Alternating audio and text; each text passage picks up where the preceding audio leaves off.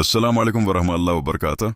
दोस्तों, अगर आपको ऐसी ईमान अफरोज और दिल को छू लेने वाली इस्लामी कहानियां पसंद हैं तो वीडियो शुरू करने से पहले हमारे चैनल को सब्सक्राइब करें, लाइक करें और बेल आइकन ज़रूर दबाएं ताकि आपको ऐसी मज़ीद वीडियोस सबसे पहले मिल सकें। ये आज की वीडियो। आज हम बात करेंगे हज़रत अय्यूब अलैहिस्सलाम के सब्र, ईमान और अल्लाह पर भरोसे की शानदार कहानी के बारे में। हज़रत अय्यूब अलैहिस्सलाम का वाक़या। हज़रत अय्यूब अलैहिस्सलाम हज़रत इसहाक़ अलैहिस्सलाम की नस्ल से थे और अल्लाह ताली ने आपको बेशुमार नामतों से नवाजा था। खूबसूरत खानदान, वसीया ज़मीनें, हज़ारों मवेशी और लोगों में इज़्ज़त व एहतराम।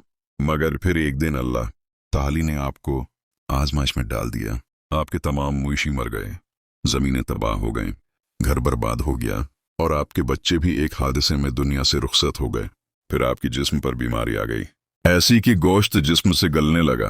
सिर्फ ज़बान और दिल सलामत रहे ताकि आप अल्लाह का जिक्र जारी रख सकें। लोगों ने आपसे नफरत की, हाथी के सब ने छोड़ दिया। बस एक हिस्सी थी जो हमेशा साथ रही, आपकी नेक और वफादार बीवी।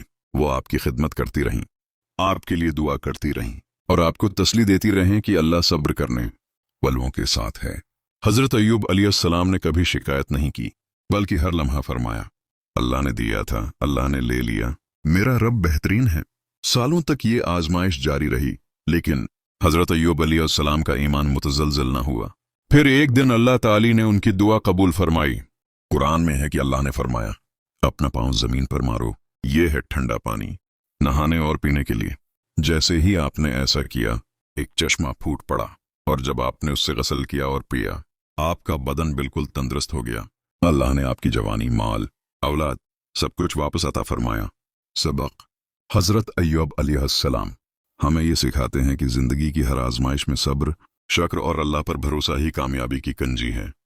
अगर आपको ये कहानी पसंद आई हो तो वीडियो को लाइक करें, चैनल को सब्सक्राइब करें और कमेंट्स में लिखें सुभान अल्लाह, ताकि हमें मालूम हो कि आपको ये ईमान अफरोज कहानियाँ पसंद हैं।